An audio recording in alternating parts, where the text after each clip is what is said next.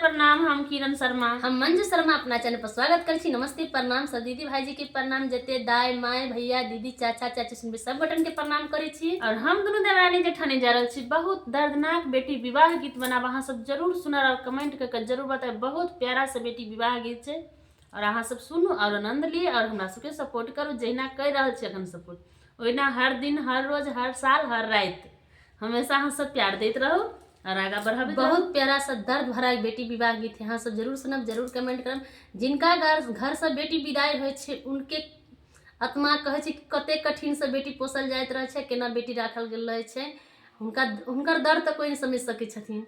जिनका घर से बेटी विदाई होइ छै बेटा वाला की बुझथिन, उ तो ल जाए चाहैत रहे छथिन कखन हमर घर आनंद खुशी में रहे।